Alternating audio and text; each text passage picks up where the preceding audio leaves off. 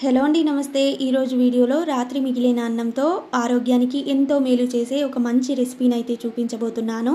చాలా సింపుల్గా చేసుకునే రెసిపీ ఇది ఆరోగ్యానికి కూడా ఎంతో మేలు చేస్తుంది. మేము తినగా మిగిలిన అన్నం ఇది. నేను చెప్పినట్టు ఇలాగే చేశారు అంటే మీకు అసలు రోగనిరోధక శక్తికి లోటే ఉండదు. అంత ఆరోగ్యాన్ని ఇచ్చే రెసిపీ ఇది. ముందుగా అన్నాన్ని ఒక గిన్నెలోకి వేసుకొని ఇదంతా చేత్తోనే పొడి చేసుకోవాలి. మన పాతకాలంలో వాళ్ళు ఇలాగే చేసేవాళ్ళు, అందుకనే మన వాళ్ళు అంత బలంగా ఉండేవాళ్ళు.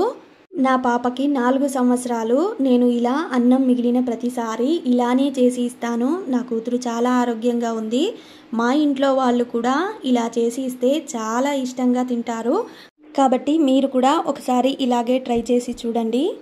ఇది తోడేసిన పెరుగు. మీకు తోడేసిన పెరుగు అందుబాటులో లేకపోతే ప్యాకెట్ పెరుగు అయినా దొరుకుతుంది కదా, అది కూడా వాడుకోవచ్చు.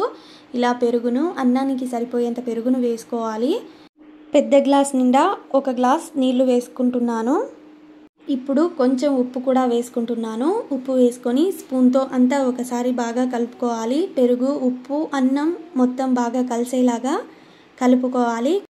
కలుపుకొని 1 గంట పాటు మూత పెట్టి అలా వదిలేయాలి.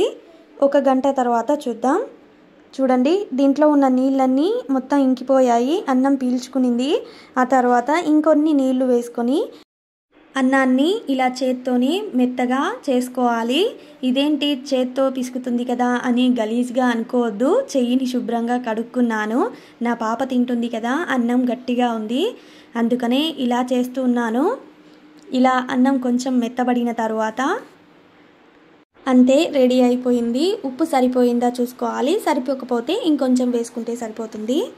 నా పాప అప్పుడే ఉల్లిగడ్డలు పెట్టుకొని రెడీగా కూర్చోయింది. నా పాపకు ఈ అన్నం అంటే చాలా ఇష్టం. నేను అడిగాను బాగుందా అని, తను సూపర్గా ఉంది అని చెప్తుంది. ఈ ఎండాకాలంలో ఇలా తినడం వల్ల ఆరోగ్యానికి చలువ కూడా చేస్తుంది. మరి వీడియో నచ్చితే ఖచ్చితంగా మన ఛానల్ని సబ్స్క్రైబ్ కూడా చేసేయండి.